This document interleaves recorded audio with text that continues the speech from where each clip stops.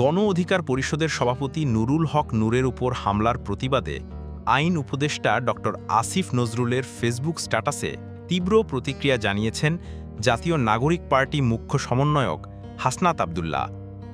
শুক্রবার কাকরাইলে জাতীয় পার্টির কেন্দ্রীয় কার্যালয়ের সামনে নুরুল হক নূরের উপর হামলার পর ড আসিফ নজরুল ফেসবুক স্ট্যাটাসে বলেন, নুরুল হক নূরের উপর বর্বরচিত হামলার তীব্র নিন্দা ও প্রতিবাদ জানাচ্ছি। আইন উপদেষ্টার এই স্ট্যাটাসের জবাবে হাসনাত আব্দুল্লাহ নিজের ফেসবুক পেজে তীব্র প্রতিক্রিয়া জানান।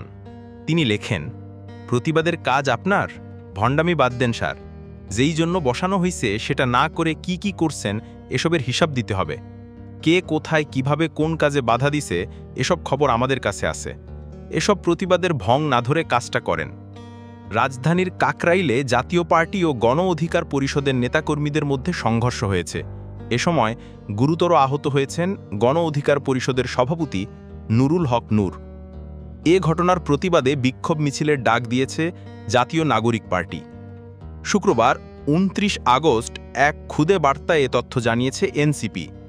বার্তায় বলা হয়, ফ্যাসিবাদ বিরোধী আন্দোলনের সহযোদ্ধা ডাকসুর সাবেক ভিপি ও গণ অধিকার পরিষদের সভাপতি নুরুল হক নূর সহ তার দলের উপর আইন শৃঙ্খলা বাহিনী, লীগ ও জাতীয় পার্টির বর্বর হামলার প্রতিবাদে শুক্রবার রাত 11:30টায় বিক্ষোভ মিছিল অনুষ্ঠিত হবে।